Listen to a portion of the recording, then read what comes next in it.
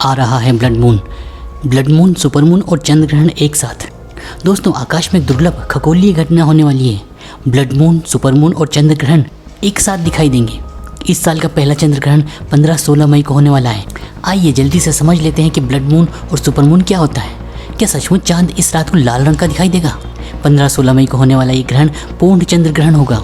यह 3 घंटे 27 मिनट और 58 सेकंड तक चलेगा। ये बहुत ही रेयर इवेंट है क्योंकि इस चंद्र ग्रहण पर चांद लाल रंग का और अपने आकार से थोड़ा बड़ा दिखाई देगा।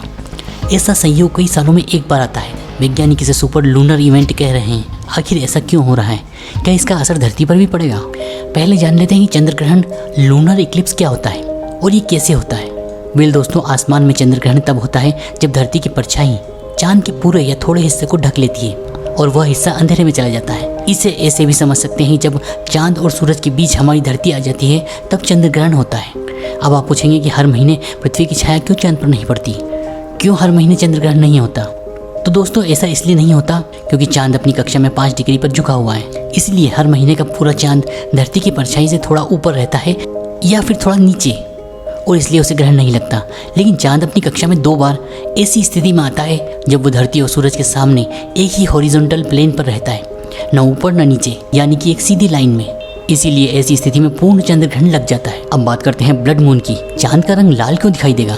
अगर वह पृथ्वी की छाया में जा रहा है तो उस पर तो कोई प्रकाश नहीं पड़ना चाहिए और इस हिसाब से उसे काला होना चाहिए। जब चांद धरती की परछाई के पीछे पूरी तरह से ढक जाएगा तब इस पर सूरज की कोई रोशनी नहीं पड़ रही होगी, यह अंधेरे में चला जाएगा। लेकिन चांद कभी पूरी तरह से काला नहीं दिखाई देगा, बल्कि यह लाल रंग का दिखने लगता है। इसलिए कई बार पूर्ण चंद्र ग्रहण को लाल या खूनी चांद भी कहते हैं, क्योंकि सूरज की रोशनी में सभी रंगों का प्रकाश होता है। अगर विज्ञान की भाषा में बोलें तो हर वेवलेंथ का प्रकाश होता है। पृथ्वी के वायुमंडल में नीला प्रकाश और दूसरा प्रकाश बिखर जाता है, जबकि लाल रंग का प्रकाश इसे पार करके निकल जाता है और चांद पर पड़ने लगता है और चांद लाल दिखाई देने लगता है। इस घटना को रेलिक स्कैटरिंग भी कहते हैं। यही वजह है कि हमें आसमान नीला दिखाई देता है और सूर्योदय और सूर्यास्त लाल नारंगी दिखाई देता है। अब बात करते हैं सुपर मून की। पहली बात तो ये समझते हैं कि सुपर मून क्या होता है। चांद जब धरती के नजदीक आ जाता है तब उसका आकार 12% बढ़ जाता है। आमतौर पर चांद की दूरी धरती से 4,06,300 किलोमीटर रहती है, लेकिन जब ये दूरी कम होकर 3,56,700 किलोमीटर हो जाती है तब चांद बड़ा दिखाई देता है। इसलिए इसे सुपर मून कहते हैं। चांद इस समय अपनी कक्षा में चक्कर लगाते समय धरती के नजदीक आता है, क्योंकि चांद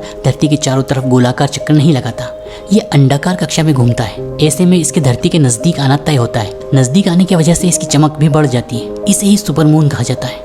कब और कहाँ दिखाई देगा पूर्ण चंद्र ग्रहण? क्या भारत में यह चंद्र ग्रहण दिखाई देगा? भारतीय लोगों के लिए थोड़ी निराशाजनक बात है कि वे सीधे इस खगोलीय घटना को नहीं देख पाएंगे, क्योंकि ये ग्रहण प्रशांत महासागर की मध्य रेखा, अमेरिका, अफ्रीका, कनाडा, ग्रीनलैंड के दक्षिणी हिस्से पर दिखाई देगा। वैसे अगर आप चाहें तो इसे न्यूज चैनल्स की लाइव कवरेज और इंटरनेट के जरिए देख सकते हैं। 15-16 मई की शाम के बाद जैसे जैसे अंधेरा बढ़ेगा ये सुपर मून अपने ग्रहण की ओर आगे जाएगा। जैसे ही पूर्ण चंद्र ग्रहण होगा ये पूरा खूनी लाल रंग का दिखाई देगा। बस इसी समय ये नज़ारा देखने लायक होगा।